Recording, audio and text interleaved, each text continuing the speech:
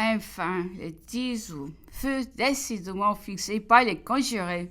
Le bataillon de Saint-Antoine, dans lequel je servais, n'était pas décidé à prendre parti dans cette journée, quoique peu commandant ou royaliste des cités, mais ma compagnie de chasseurs était commandée par les fils, jeune architecte plein de résolutions, et dans lesquels notre confiance était entière. Il nous fit prévenir à 2 heures du matin. La majeure partie de la compagnie a réuni à Louis. Et nous prîmes à 4 heures la route des Tuileries. Un triste spectacle nous fut offert le long du chemin. Des groupes nombreux d'hommes du peuple, armés de sabres, des piques, des pistolets, traversaient la rue Saint-Antoine, puis se rendre au Faubourg, et nous regardaient en donne. Oui, menaçants, étonnés de nous voir prendre un autre chemin, et quelques-uns nous accabléons d'injures. D'autres appelaient le voisin. Les femmes étaient aux fenêtres, ou embrassant dans les rues leurs maris et leurs fils en pleurant. La sombre énergie de ces hommes était peinte sur leur visage et dans tous leurs mouvements. Le silence le plus profond régnait sur les quais à mesure que nous avancions. Les jeux semblaient reculer devant le spectacle épique et présenter une vie libre à toutes les horreurs d'une guerre civile et du plus grand attendant. Nous arrivâmes dans le cœur des Tuileries un peu avant 5 heures du matin. Le château, à cette époque, ne présentait pas le spectacle imposant qui en fait maintenant une des plus nobles résidences royales. Cette grande cour, séparée de la place dans toute sa longueur par un gris, était divisée en 3 parties, des maisons et des murs encombrant chaque espace. À la place des grilles étaient élevées des masures coupées par des marchands, et la grande entrée n'était fermée que par une porte à 2 patins. Peu après notre arrivée dans le cœur du milieu, une compagnie d'artillerie de la section des Blanc-Manteau. Il fit son entrée avec 2 pièces de canon au cri de « Vive le roi !» Les bataillons de Petite Père et les filles Saint-Thomas. Nous avions précédé et étions en bataille dans cette queue. Nous nous réunîmes bientôt et nous prodiguons les plus touchants témoignages d'amitié, de fidélité au roi et de haine aux factieux.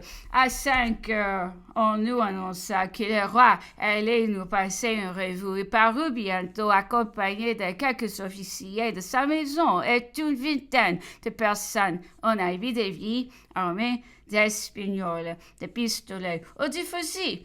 Sa tranquillité froide et apathique faisait mal à voir dans une si terrible position. Il nous dit en passant quelques mots que nous entendîmes pas, et bientôt il remonta au château. Cette insignifiante apparition fit une impression fort triste. Nous en fûmes distraits promptement par les grenadiers du bataillon des filles Saint-Thomas, qui nous inviteront à signer une proclamation en faveur du roi, faite par un de leurs officiers. Nous nous rendîmes dans une salle au rez-de-chaussée, qui depuis servit d'antichambre de la section de l'intérieur du Conseil d'État. Cette brave homme, blessé quelques jours avant par les Marseillais aux Champs-Élysées, s'était fait porter sur une civière aux Tuileries, et nous eûmes le plaisir de l'embrasser. Il me paraît difficile qu'il n'ait pas péri quelques heures plus tard. Je regrette bien vivement de n'avoir pu retrouver son homme. Les émissaires envoyés au faubourg Saint-Antoine nous annoncions de temps en temps l'ennemi se mettait en marche et allait arriver. Nous étions bien déterminés à le repousser. Cependant, un dévouement simple à la cause du roi pouvait seul nous fermer les yeux sur notre petit nombre et sur l'extravagance de notre position. J'affirme comme vrai que nous n'étions pas 300 hommes dans la principale cour et qu'il n'y avait personne dans celle du pavillon de Fleur et du pavillon Marsan. Les Suisses occupaient tous les appartements du château et pour qu'il n'y manquât rien.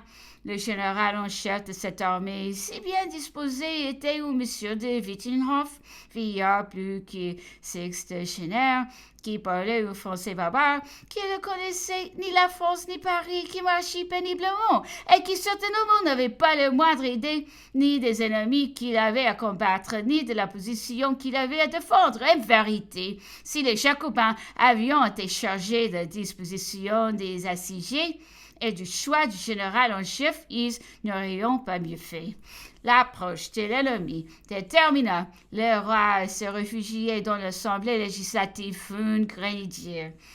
Et la garde nationale vint nous raconter qu'il avait porté dans ses bras le prince royal sur la terrasse de Fouillane, et toutes les insultes que la famille royale avait essuyées dans sa marche de la part de la populace qui déjà remplissait cette partie du jardin. Peu après, M. Roederer syndic au président du territoire du département de la Seine, vint au milieu de nous et nous invita, au nom de la loi, à ne pas attaquer, mais à repousser la force par la force. Son discours était fort sage, sans doute, mais qu'avions-nous à défendre? Était-ce le château et ses meubles? Étions-nous un poste avancé où le roi, en abandonnant sa résidence, peut se réfugier au sein de l'Assemblée, ne déclarait-il pas qu'il s'élèverait à elle? Quel était maintenant le souverain et quelle seule part conséquente devait donner des ordres? Cette retraite du roi et les discours de M. Roederer jetteront le découragement et la confusion dans la garde nationale. Les canonniers du bataillon des Blancs-Manteaux jetteront leurs bricoles, mireront les pièces sur la mèche, en déclarant qu'il n'y avait plus rien à faire puisqu'il n'y avait plus de roi à défendre.